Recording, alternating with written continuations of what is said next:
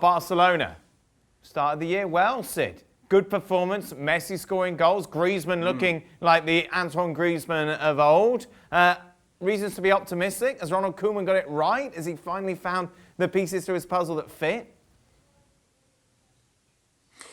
Well, I think there are some very positive signs from Barcelona's point of view. I mean, Koeman himself said this. He said that they seem to be more focused now. There's more concentration. And he actually said, which I thought was a very bold thing to say, given how quickly things can go wrong and how quickly you can be made to look foolish. He said, when we get it right and when we're like this, very few teams can deal with us. Which I suppose is broadly true, but it's still the kind of pugnacious remark you don't necessarily expect a manager to come up with, particularly one who's struggled so far this season. But I think there is a sense that the way they're set up now with a third midfielder is a little bit more rational. The occupation of space feels better. The understanding between players feels like it's improved. Pedri in particular is very, very good news for Barcelona. Finding a performance out of Griezmann is important. And then, of course, there's Messi himself.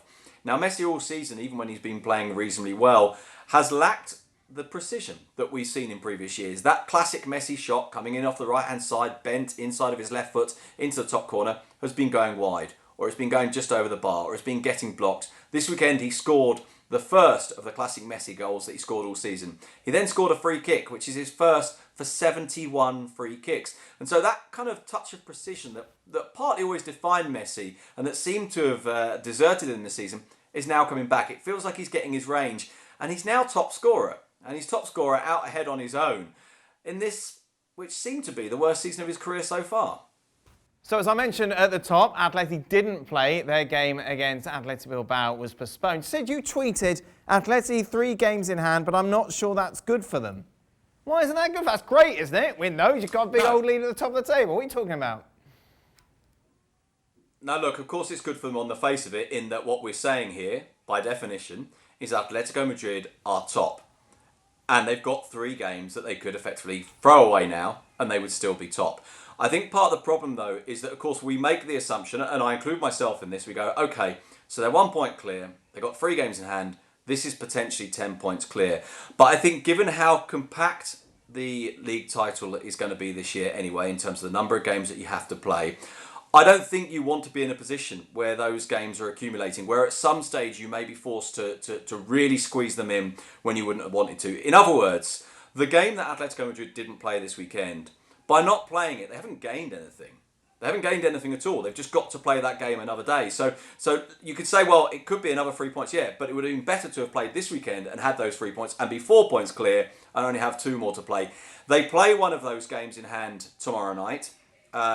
They will be obviously very pleased to get that out of the way if they can. But at the moment, there isn't a date in which to play that game against Athletic Club. And let's think about the scenario here.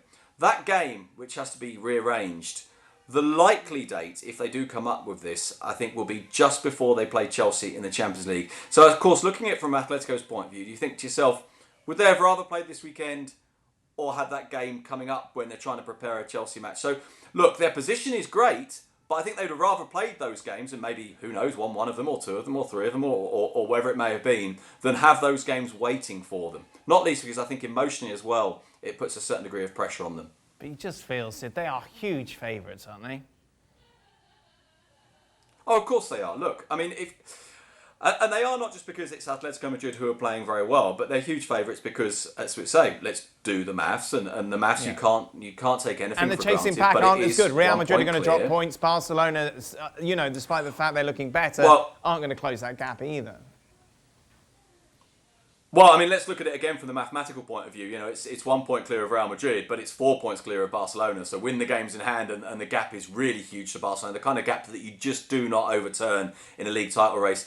I must admit, while we haven't been massively convinced by Real Madrid, I do think that over the last 5 weeks or so, they've started to gather momentum despite what happened at Osasuna at the weekend.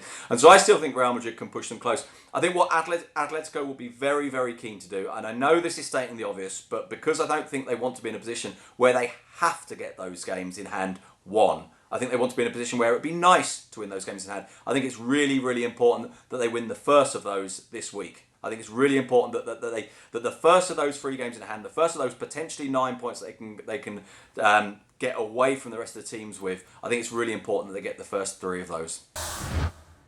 Well, thank you very much for watching ESPN on YouTube. For more sports highlights and analysis, be sure to download the ESPN app. And for live streaming, premium content, and let's not forget as well, ESPN FC 7 days a week. Subscribe to ESPN Plus.